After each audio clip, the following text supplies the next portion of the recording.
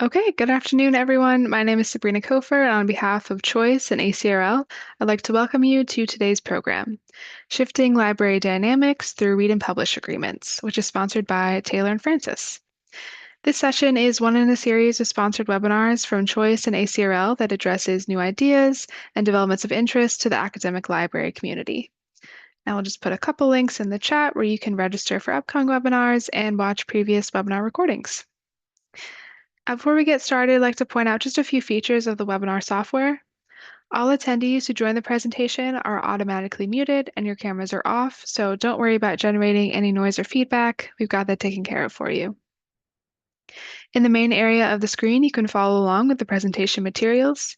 To adjust the size of the slides or video, you can use the divider in the middle of the screen to slide the sizes to your liking. We are using the Q&A feature today. Please use it to ask questions of our speakers. We'll answer as many questions as we have time for at the end of the presentation, so please do type your questions into the Q&A module as they occur to you. Also, there's closed captioning available for today's session. To toggle the automated captions on or off, please use the CC button on the bottom panel of your screen. Last, please note that we are recording today's program and everyone who registered should receive a follow-up email with a link to the archive version and where to access today's slides. And with that, we're ready to get started, so I will hand it over to Rachel. All right, thank you, Sabrina, and thank you all for joining us for this session. My name is Rachel Scott, and I'm a faculty member at Illinois State University. I'm delighted to speak about the opportunities, relationships, and recognition that open access publishing agreements have created at Illinois State University. All right. The prompt for this presentation was the question, how can librarians use transformative agreements to support authors and strengthen partnerships with stakeholders on campus? In my experience, supporting open access publishing has been one of the most strategic and positive ways to engage campus stakeholders.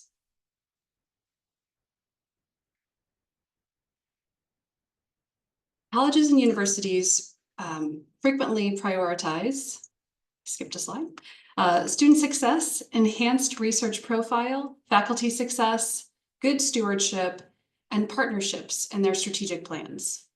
I will elaborate on the connections that I see between library support for open access publishing and each of these. But before I dig in, I do want to acknowledge my colleague Lindsay Skaggs, with whom I recently presented on the topic of open access and student success, and whose good work I will be integrating into my slides here. So many thanks to Lindsay. Indicators of student success typically include retention, educational attainment, and persistence towards the completion of a degree, academic achievement, gainful employment, post-graduation, and holistic development, which includes critical thinking skills, social skills, and emotional maturity. The American Association for Colleges and Universities, or AACU, has designated mentored undergraduate research a high-impact practice, meaning it provides significant educational benefits for students who participate in it. That includes facilitating deep learning outside the classroom, developing critical thinking skills, and enabling meaningful interactions between students and faculty. Additionally, undergraduate students participating in research have higher GPAs and lower time to graduate. While general engagement in research has these benefits, research intensity also has an effect on measures of student success. Researchers from Florida Atlantic University published findings in 2023 demonstrating that students who were experienced in undergraduate research, which they defined as having spent 3 or more semesters engaging in undergraduate research programs at the institution, had higher GPAs than novice researchers and students who didn't participate in research. They also found that novice researchers had benefits over the non-researcher group, like less time to graduation. One of the research programs that contributed to the success was participation in undergraduate research journal. And there are many other studies that look specifically at research journal participation that demonstrate how that participation facilitates academic growth, strengthens information literacy and understanding of the scholarly communication landscape, and influences future career growth. Sharon Weiner and Charles Watkinson document that students who participated in the university undergraduate journal at Purdue University, intended to publish articles in the future, and about 20% of student authors reported deciding to pursue a career in research as a result of their experience writing an article for the undergraduate journal. Now, of course, graduate students do tend to publish more frequently than do undergraduates, and their students' publication record can be a clear predictor of future career success and productivity if they stay within academia. This study by Horta and Santos highlights the importance of publishing during one's PhD program. Those who publish are more prolific in terms of research production and productivity, but also have greater visibility, scientific autonomy, and international collaboration throughout their career.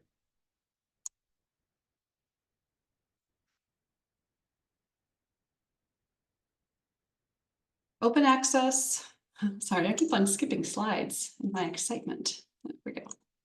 That's where I want to be. All right. Open access increases readership and the potential impact of research.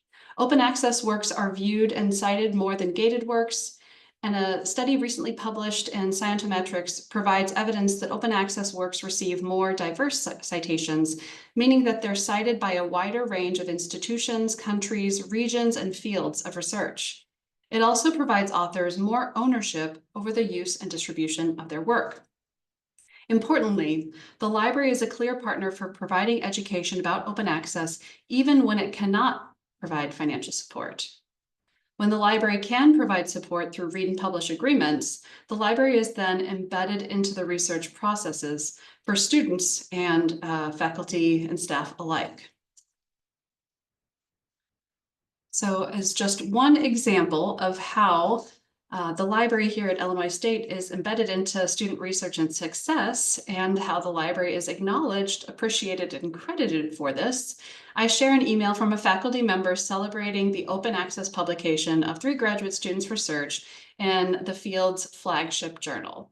The faculty member calls for a public victory lap for this student's success, and we were thrilled in the library to be part of it.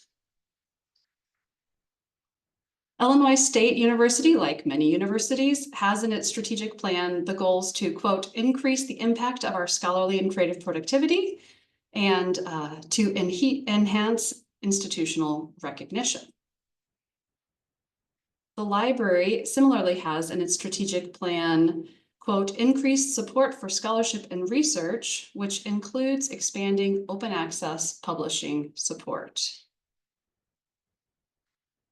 Milner Library has met this objective by evaluating and entering into open access agreements since January 2021. We currently have 12 active agreements supporting open access article publishing. In this Web of Science data for ISU-affiliated open access articles, you can see a considerable growth in overall open access publishing from only 27 gold or hybrid articles in 2015 to 185 gold or hybrid articles in 2024. Open access publishing helps fulfill institutional efforts to make local research more accessible and impactful, which in turn elevates the university's brand and recognition. Engaging in scholarly and creative activity is essential to the success and satisfaction of faculty. Even at teaching-focused institutions, research and creative endeavors are key to the identity of faculty members. When investigating potential read and publish agreements, the library is deeply aware of inequities in funding for research and access to resources. We've been pleased that authors from all colleges and most departments have benefited from the library's open access agreements.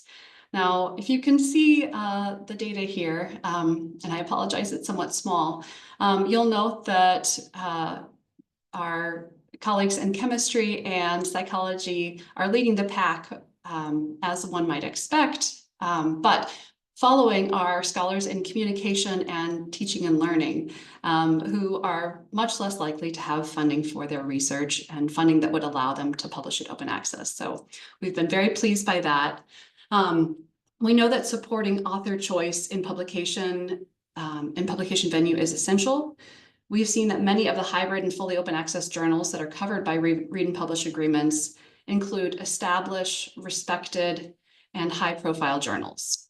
Publishing in such journals allows faculty to broadly disseminate their research, leading to more impact and citations. It also supports their work to meet promotion and tenure demands. And going back to the research profile, I will also note that publishing open access allows faculty to meet funders' open access publishing mandates and increase the reach of that funded research, which keeps faculty compliant and eligible for additional funding. And all of this is very important to the faculty members at Illinois State and contributes to their success and satisfaction. A faculty member in sociology copied his department chair and wrote to the library, "I am grateful and honored to have received this funding. From my experience, as well as that of colleagues, I know that articles published open access are read far more often and are more influential. I especially value this funding for this particular article because it is the culmination of years of work, and it provides evidence for an argument that I hope will shift academic debates into unconnected areas: innovation studies and Islamic studies. Thank you once again for funding this article as open access." End quote. I share this as one example of the opportunities that open access agreements have created for Milner Library to be directly acknowledged and praised for the roles that we play in research dissemination. So the Illinois State University strategic plan also includes an objective to, quote, "optimize campus operations to maximize sustainability." My colleague Lindsay Skaggs, the Scholarly Communication Librarian, has developed this dashboard, which I hope the QR code will point you to. The dashboard shows the cost savings Milner Library has offered to authors who have benefited from our open access publishing agreements. Although we do know that several of these authors would have published their work behind a paywall, we are nonetheless pleased that our approach has respected their preferences for publication venue and provided opportunities. Making these data available in real time highlights the library's efforts to be good stewards and show the impact of our expenditures. Libraries conduct a variety of calculations to consider the value of these expenditures.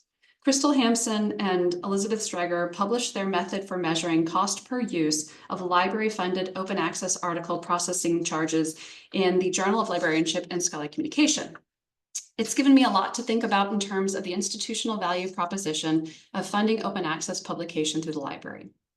Investing in open access to institutional research gets university scholarship in front of as many readers worldwide as possible. And it seems to me that this supports not only the success of the author and the research profile of the institution, but also the return of investment of the library. Illinois State supports research and publishing primarily through academic departments, colleges, and the Office of Research, the Office of Student Research, and the Graduate School. Open access agreements have created opportunities for the library to collaborate and contribute as partners with all of these entities. One of the best parts of my job is serving as the college research coordinator and meeting regularly with the Associate Vice President for Research and Graduate Studies, Dr. Craig McLaughlin, pictured here, and the Associate Deans across the university to discuss support for research and creative activity. Dr. McLaughlin is well aware that the Office of Research is most closely associated with sponsored research and has demonstrated his interest in research and creative activity of all kinds. His office has supported a number of initiatives to recognize research outputs in the arts, humanities, and social sciences. For example, they provide a subvention fund to support any aspect of publication. Dr. McLaughlin once mentioned that these funds are often not fully expended, and so he and I discussed ways to more directly support publication, including but not limited to open access publication, especially for authors who do not have grant funding. Scholars in the arts, humanities, and many social sciences disciplines at Illinois State University do not have a large amount, if any, grant funding, and most opt out of open access publishing when their work has been accepted in a hybrid journal. They simply don't have the money. Given Dr. McLaughlin's commitment to all Illinois State University authors and the success of our read and publish agreements to benefit authors across the disciplines, I felt empowered to advocate for additional funding to top up the Taylor and Francis Open Access Agreement publishing funds, and Dr. McLaughlin's office was happy to do so on multiple occasions.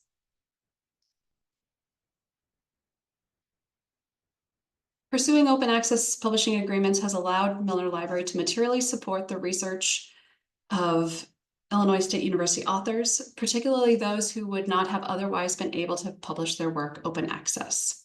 Partnering directly with authors has been immensely rewarding.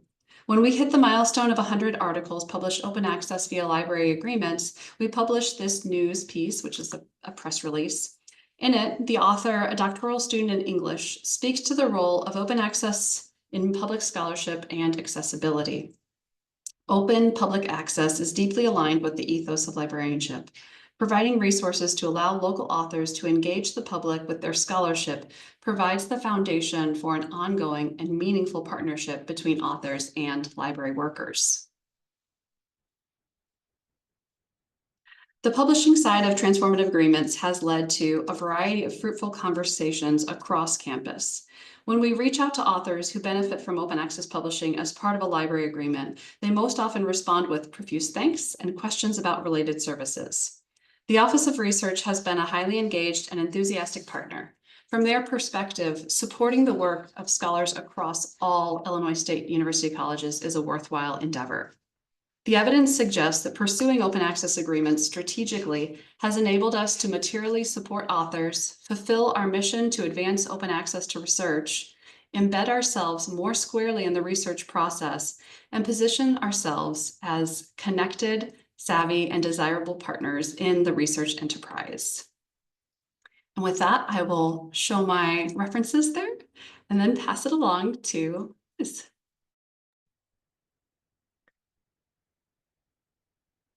Oh, also experiencing some slide trouble. Thanks, Rachel, for that really insightful perspective on the ways in which open access publishing partnerships have supported your community and provided opportunities at ISU. Everyone, I'm delighted to be here and have the opportunity to speak with you all about genuinely one of the things that brings me most joy in my working life. My name's Liz Turner, and I manage a small team at Taylor and Francis that work on the post-sales customer success of our global open access academic partners. Broadly, that looks like helping our account managers to make sure that our institutional partners everywhere in the world are getting the most out of their agreements, that TNF are moving in a direction that's going to support their and our success, and defining best practice and innovation in this space. Specifically today, I'm going to talk about the reporting and storytelling that we've developed, aiming to articulate the successes of our agreements in a way that aligns with the goals and missions of our partners in some of the ways that Rachel has just so eloquently spoken to. And this is particularly critical with respect to working with our library and consortium contacts and supporting them to demonstrate the value of such agreements to other stakeholders and decision makers. So let's start by zooming outwards to share the scale of the global R&P program as it looks at TNF today. So we have over 65 agreements currently serving over 1,000 institutions. In terms of article volume, over 65,000 articles were funded via an R&P partnership between 2020 and 2024. We have an extraordinarily broad range of these kinds of partnerships in terms of their reach. At one end of the range, we have national level agreements with library consortia, which have become the dominant mode of OA agreement in many countries in Europe and elsewhere. And here the ambition is to accelerate the rate of open access publishing with the result that as many researchers can benefit from the model as possible. And on the other end of the range, we have highly bespoke agreements with single institutions, often with defined goals around growing visibility and impact in certain areas of research. And if those are at two ends of a scale, we have many partners in between whose ambitions and needs are all going to be different, and the constraints they're working under are all going to be different too. At TNF, we therefore have an amazing challenge to think about how a framework for R&P partnerships can drive success for all these different partners. With frameworks that integrate both access to content and open access publishing provision at no cost to the author, R&Ps have transformed many elements of the scholarly publishing landscape. One of the ways which Rachel, Joe, and I are each speaking to in this session is in how various stakeholders work together. And I've outlined some of the key factors that have influenced this from the publisher's perspective. So R&Ps require close collaboration in order to work for everyone. The nature of the service means that negotiating the terms of a mutually beneficial agreement is only the first step in a functional partnership. Publishers then ensure uptake by constantly evolving our author support and workflows, including raising awareness and supporting librarians to manage and monitor these agreements effectively. All this means that these three stakeholder groups in particular, librarians, publishers, and authors, have a lot of opportunities to talk with each other frequently and openly. And for TNF, this means we're in the great position of having a lot of conversations with our partners around their ambitions and how R&P partnerships are supporting them. And this can revolve around open access, or it may mean understanding more about their open research ambitions and how we can move forward on them together. The challenge, in other words, is to shed light on the value that R&P partnerships deliver and how we can articulate that value in a way that's going to resonate with a lot of different stakeholders and decision makers in a lot of different contexts. So how do we do this at TNF? Well, as I've said, our partners have different needs and so are likely to be looking at success differently. But the outcomes that they are looking for from an R&P partnership are likely to be some combination of these. Value for money is, of course, key, but there may well be other goals around seeing growth in the impact and visibility of their research, as well as the ability of the agreement to deliver for disciplines that otherwise lack a sustainable route to an OA transition. And agreements can also be seen as a way of improving an institution's place in local ranking systems with associated benefits to student recruitment, retention, and success, as Rachel already shared. So to show how we've delivered on those outcomes, we might use some or all of these metrics and data points to show how the partnership is delivering value on these terms. We might use metrics like cost per download under the terms of an agreement or an average APC to demonstrate cost efficiency. If the goal is to accelerate the transformation of a partner's publishing with us, we might look at the proportion of articles published OA with us and how that's improved over time. Or we might look at more general growth, whether more researchers with that affiliation are choosing to publish with us and accessing our collections more as a result of the partnership. We take a similarly multidimensional approach to looking at the enhanced impact of OA articles, looking at citations, trends in readership, especially tracking changes in the geographic distribution of readership to articles that have been made open access under a partnership, as well as mentions in sources outside the academic sphere. And on this slide, I've included some of the sources that we use to track and analyse these. Finally, another key reporting element is mapping the alignment of research that's been made away via a read and publish agreement to sustainable development goals, which can be a really powerful indicator for understanding how such partnerships are furthering institutional missions. However, the data that we share is, as I say here, always underpinned by an approach that champions our content and communities. More than 1,800 of the journals we publish fall into a social sciences or humanities discipline, and many of these are serving particularly niche communities. We're really proud of this, but also sensitive to the challenges that such disciplines face with open access adoption, which have been widely catalogued. So read and publisher partnerships address one of the core challenges, that of cost in disciplines where funding is scarce. That means that a partnership with us acts as a catalyst towards moving research in these disciplines towards a sustainably open future. We have seen how such partnerships open up HSS research in an environment that is at times openly hostile towards these disciplines. We can see the difference that such research makes once it's been made open, the sheer demand that has been unlocked, and we're proud to share that success with our partners whose collaboration has made it happen. Having explained our approach towards working with stakeholders, I wanted to talk a little bit about some of the data stories that we've found most compelling in articulating the value of our read and publish partnerships. Looking at data on accesses together with that on OA publishing uptake can reveal areas of disciplinary alignment where a partnership is making the most difference. Somewhat separately, it can also be revealing to chart which disciplines have seen the greatest increases in levels of OA publication via a partnership, especially those that saw zero OA publishing before.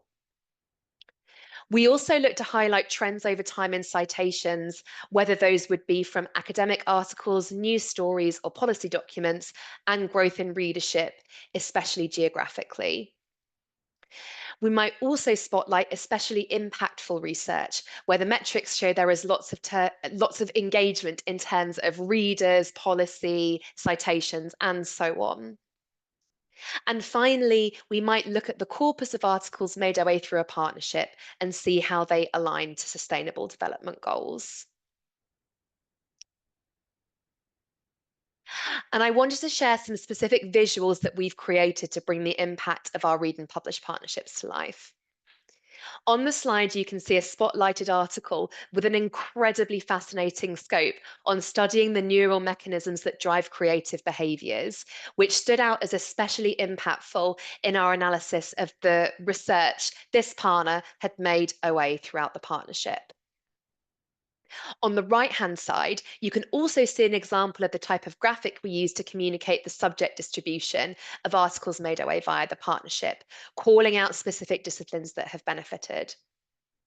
These examples mean that our partners can get a really good sense of the faculties and research areas that are being served by their agreement with us. And finally, the heat map shows the difference in global readership achieved by the arts and humanities articles that these researchers had published with us before and after the launch of the partnership. The goal in this was to highlight overall growth and also regionally specific growth in readership, providing some substance to the idea that open access makes a positive difference to the dissemination of research in these important and underserved research disciplines.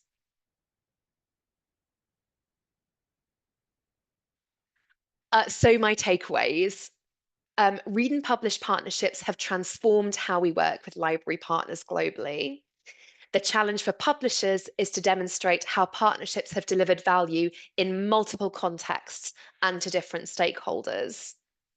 We achieve this by using multiple indicators to assess success, using a storytelling approach that connects to our partners' goals and celebrates our HSS content and communities. And my call to action for the folks joining us from the library community today, please continue to share information with your TNF contacts about the metrics and data stories that are important to you and your stakeholders. We would love to work with you to visualize these and to really bring the positive impacts of these agreements to life. Well, that's all from me, and I'm now going to pass over to Joe. All right, thank you, Liz. So I'm Joe Lero. I'm the Open Research Business Development Manager at Taylor and Francis, specifically working with institutions in the Central and Western United States and Latin America. I have a teammate, Seth Russell, who works with institutions in the Eastern US and Canada.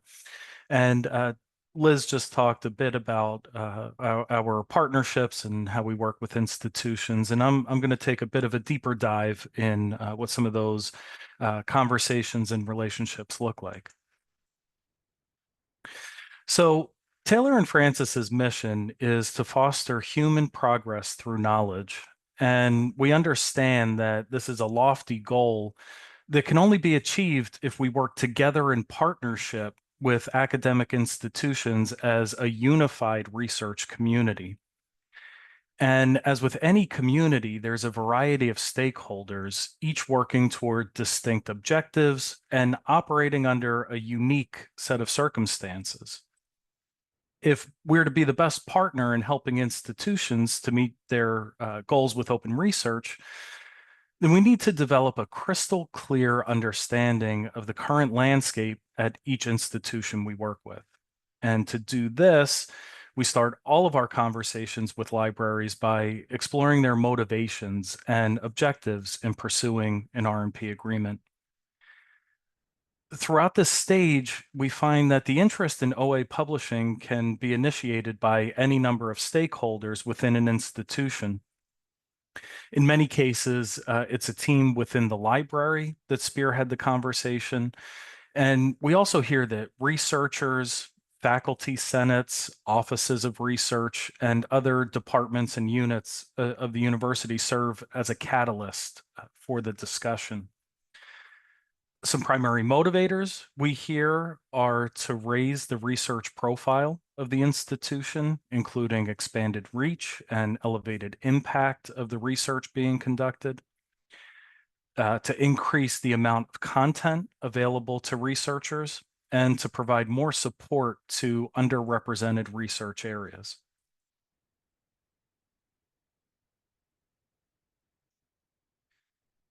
Once we know more about motivations and objectives in pursuing an R&P agreement, we work with the institution to conduct an evaluation of our current relationship.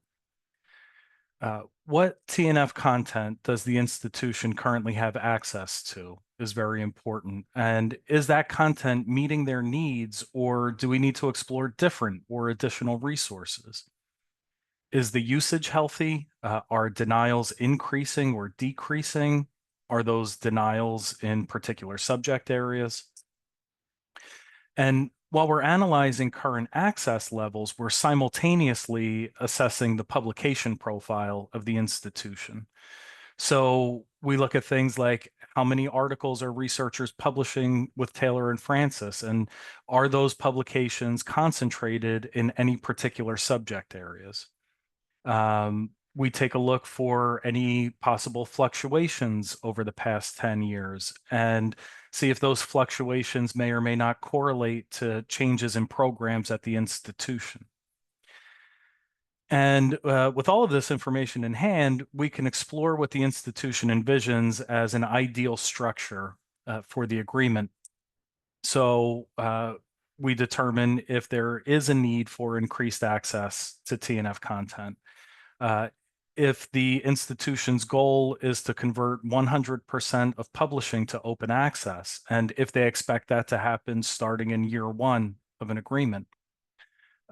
If there are any particular disciplines that would experience outsized benefit of a read and publish agreement. And we explore the possibility of considering a subject-specific agreement for the institution, if that seems something that would be worthwhile.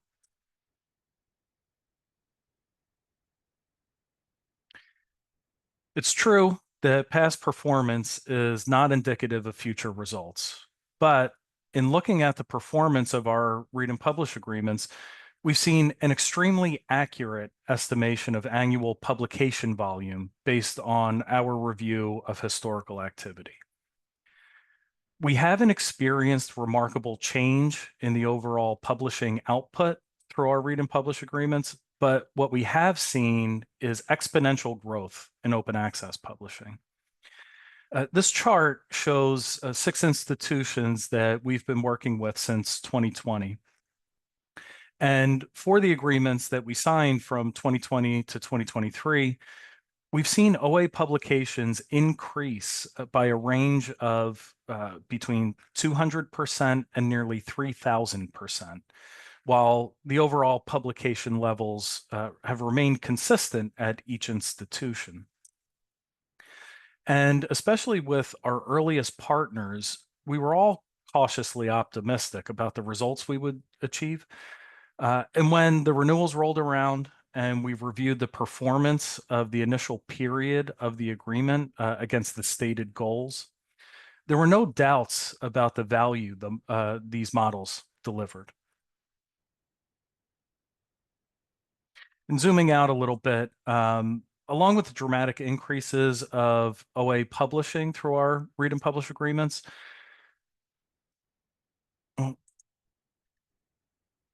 there we go. We've seen dramatic growth in the percentage of OA content as a proportion of an institution's overall publication activity. So overall, as a whole, we grew from 7% of OA in terms of the overall publication to 77% from 2019 to 2023 for our R&P partners. Citations have grown by more than 1/3 in that same time frame, and in-year mentions in global policy documents has increased nearly 1/3. And in-year mentions of research in global news outlets have more than doubled. So what we're seeing is an increase in proportion of open access publishing, increase in citations, increase in mentions within global policy, and also increase in mentions within news outlets. I would say a success.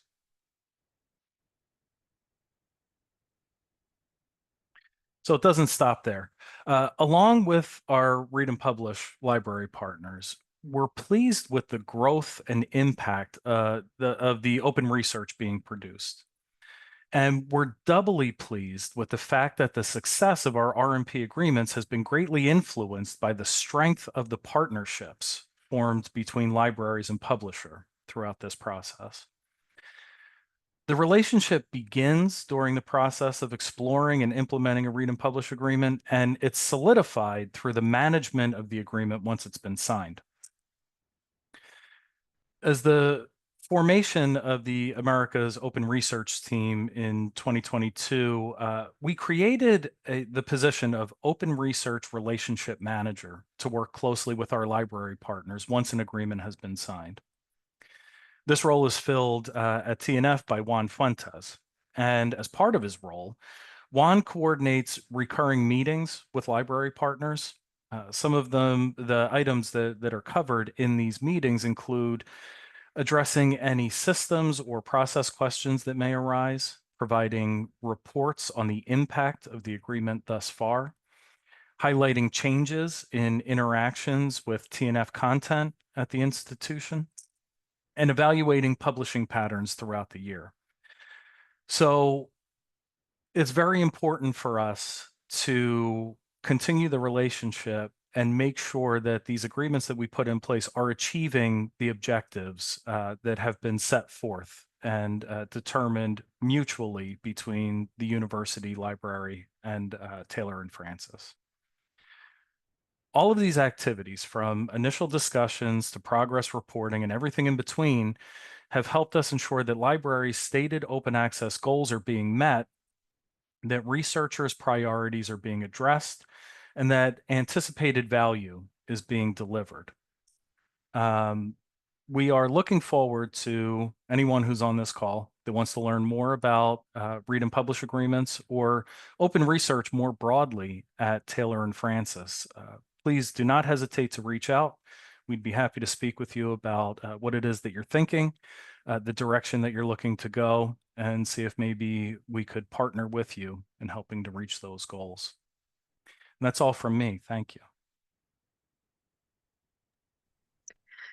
Okay, great. Thank you so much to Joe, Liz, and Rachel. We have a little over 20 minutes for questions, so I'll just encourage our attendees, if you have a question that you haven't put in the Q&A yet, feel free to do so. And in the meantime, we will jump right in. So it looks like we have a question here from Ryan, and I think this came in during Joe's portion. Ryan asks, how has the increase in OA articles impacted subscription costs for those libraries not in an R&P read and publish agreement? So I don't work directly with subscriptions, and that's our commercial team, the sales team that works with that. I know that the subscriptions costs are always have been and continue to be determined by the editorial department based on the various factors that they use. So all of that information is on Taylor and Francis's site. We do have the subscription price list that is updated every year. So you could check out that info there. Okay, great. Thank you. Okay, I think, Rachel, I'll ask a question for you.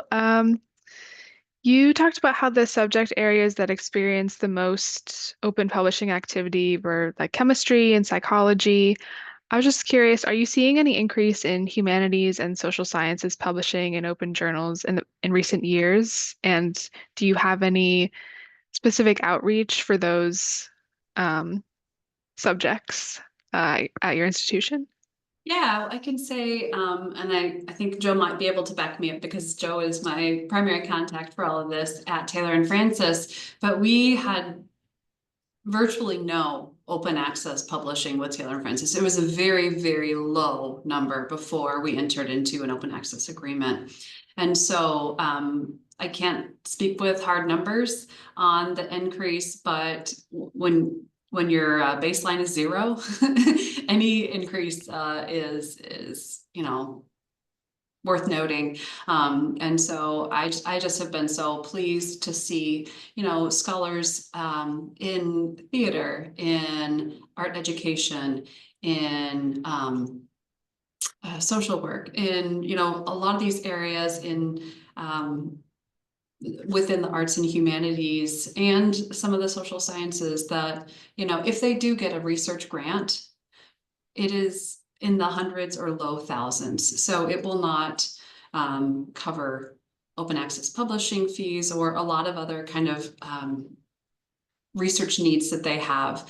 And so the possibility of publishing their work open access has just not been viable for folks here. And so to see this huge increase has been really remarkable. And Taylor and Francis it has such a broad portfolio that covers areas of the arts and humanities and social sciences that are not necessarily associated with those funding levels that we see in the hard sciences.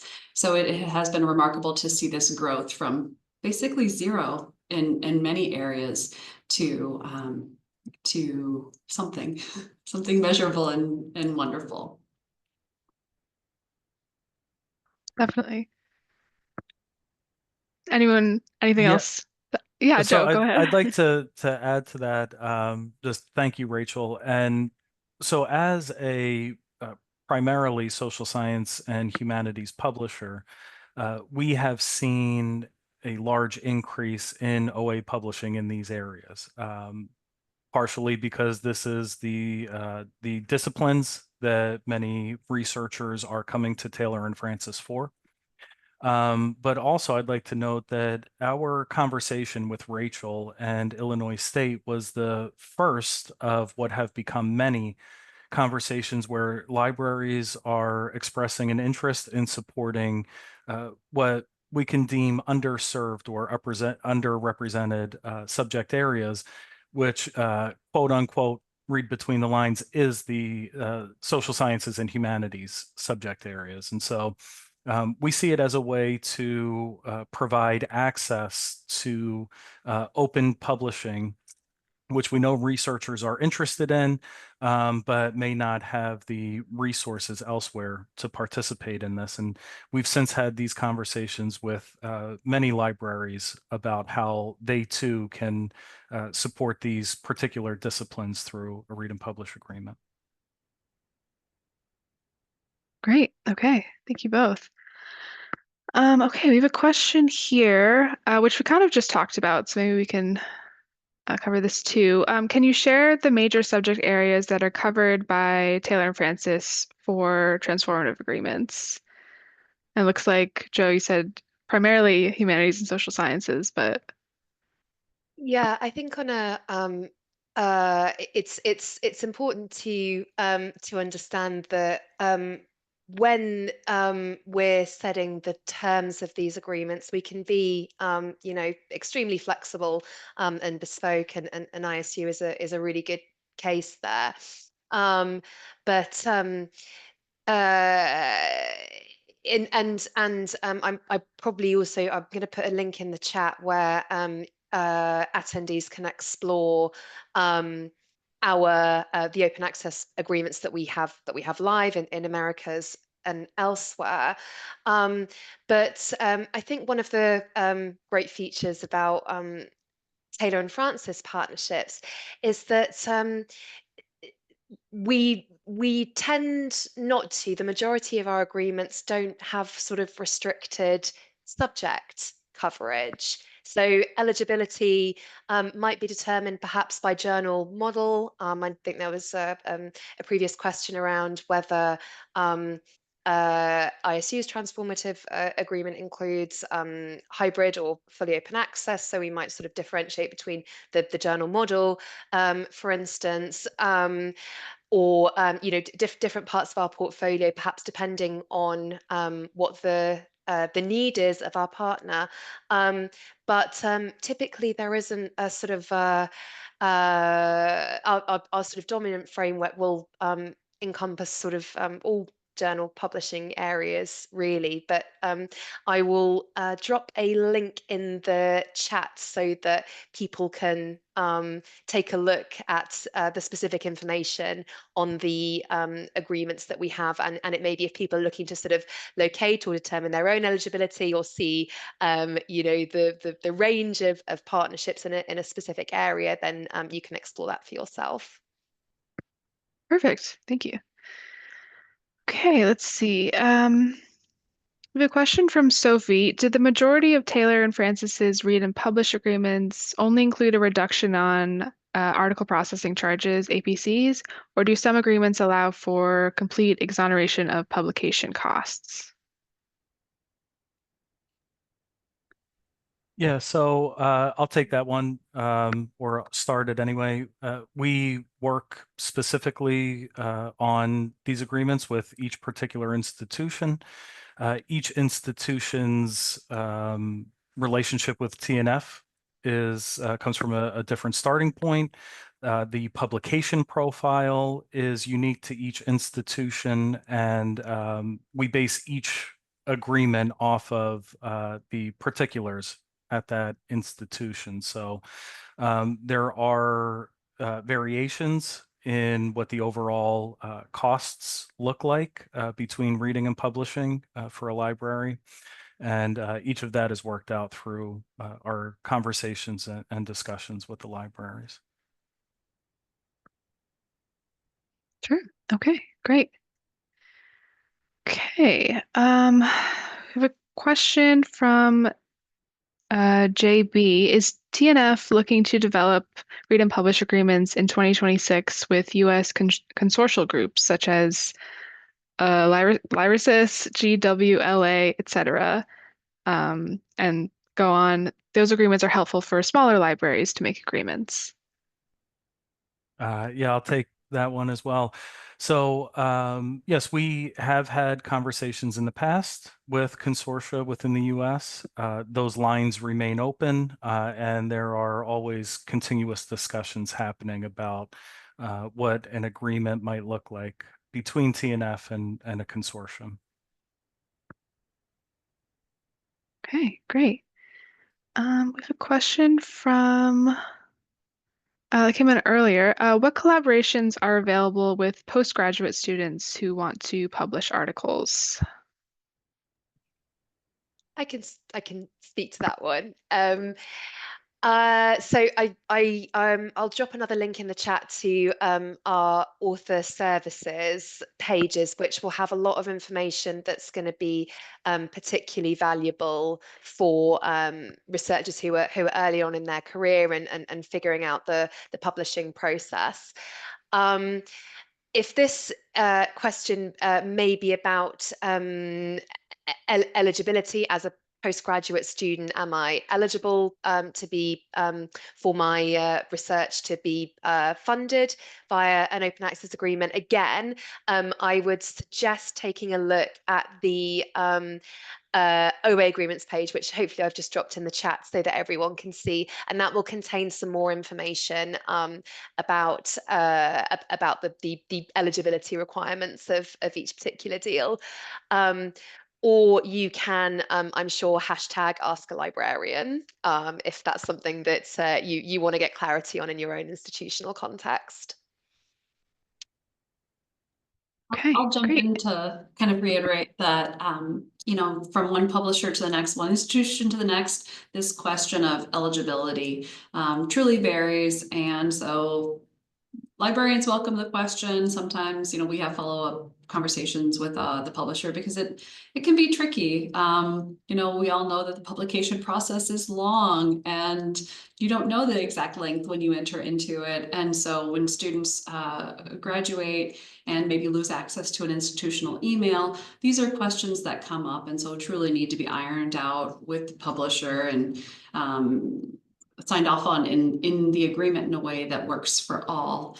And that's something that's very much of interest here at Illinois State, and making sure that our authors will be eligible for as long as possible. And so sometimes there are conversations about on collaborative projects, especially because the word collaboration is used. So who will be the corresponding author and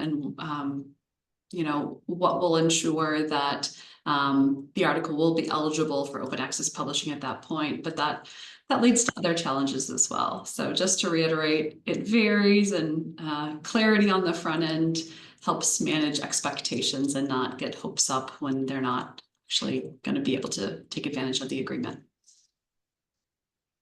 Got it. Okay, great. Thank you.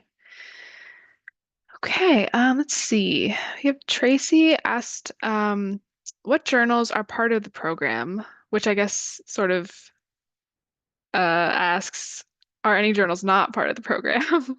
Maybe. But I'll throw this out to anyone. Do you want to go, Joe? No, why don't you go first? I'll see Sure. if I can add any. Okay, sure.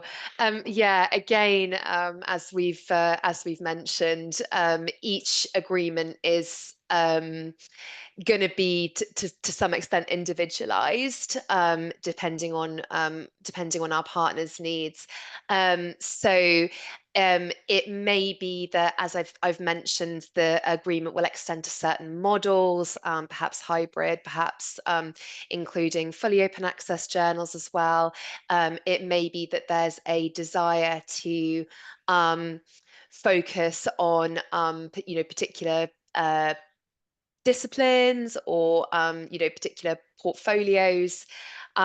So it's hard to give a specific answer because it's going to vary by each agreement, whether a specific journal will be included or excluded.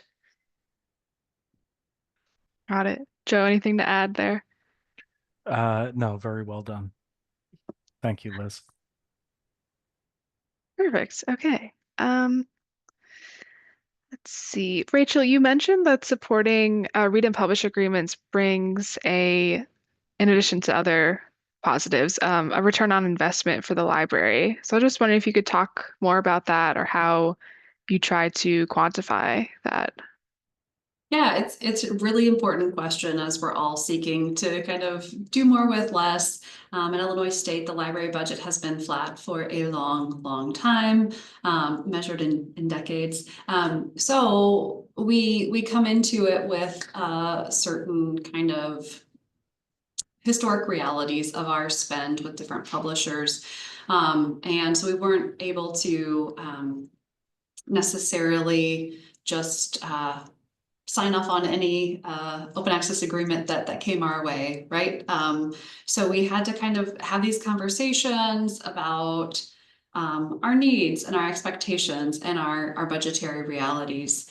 And so open access agreements have only made these kind of calculations more complex, right? Previously, when we were just talking about traditional subscriptions, you calculate the cost per use, you get feedback, you know, the more qualitative feedback from the campus community about what their kind of flagship essential journals are. You make sure you're not touching those.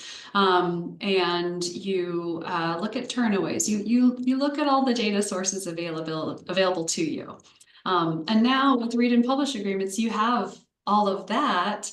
And you also have these kind of newer and less maybe quantifiable aspects. Although certainly calculating the cost per use for the published side is fascinating, and that's not something we've done here, but that study published in the Journal of Librarianship and Scholarly Communication is really interesting if we're trying to wrap our brains around the library's investment in open access publishing and how that really does promote the institution's research brand and recognition globally, worldwide. That's very exciting. So those kind of metrics are less familiar as an academic librarian, but I think that they are worth pursuing. And also the kind of relational things, you know, being able to publish something open access for a graduate student that, you know, enables them to retain the rights of their work and share it and get it out there and help them advance their interview options, you know, as they go out into the world, whether they're staying within academia or they're going into a different sector, having something that they own that travels with them that can be shared out with potential employers, like that's very exciting, but it's hard to quantify the actual ROI there. So I think we're still very much in the beginning phases of understanding which of these calculations is going to be most impactful. And I think that answer will vary depending on who the audience is, right? Are we talking to the provost office? Are we talking to the library dean? Are we talking to the graduate school? Who are these data for? Who are they serving? And so I think that balance between the quantitative and qualitative is really quite important because I think stories change minds more so than numbers without context do. So it's important to have all of that and to keep trying new things and seeing kind of what sticks with various audiences and yeah, keep on kind of experimenting and having those conversations. Yeah, absolutely. Joe and Liz, is this the kind of feedback that you um, talk about when you're talking to libraries about, um, how the impact at the institution and how libraries can show that? Yes, of course. So part of what Juan sort of spearheads with our customer success and customer relationships talk about the various levels or metrics, sorry, in terms of impact that these agreements have. We want to work with any institution that wants to work with us to further their open research goals, whatever those stated goals are. And so the metrics that are important to the institution in terms of determining success become very important to us as well in determining is this relationship going the way that we thought it would go? And are we delivering on what the institution has expected from us? So that's all very important to us. And it's led by the library's interpretation of the impact of this. I completely co-sign on that, Joe. The more forthcoming and the more open our dialogue can be, the more we understand about those ambitions, the more we can say, okay, well, here's a way that we can here's a way that we can measure that, here's a way that we can surface that, here's a way that we can kind of help you to tell that story. Excellent. Okay. Yeah, and I think we're right at the end here. So I'll just say thanks so much to Rachel, Liz, and Joe for taking the time to speak with us today. And thank you to our attendees for your questions and your comments. I'd like to remind our viewers that we did record today's program, so be on the lookout for a follow-up email from Choice and ACRL with a link to the recording and where to access today's slides. Also, if you have a few minutes after the presentation to fill out a brief survey, we would really appreciate it. So thanks again to all of you out there for joining us. We hope you learned something new from the webinar and hope to see you again soon on another session.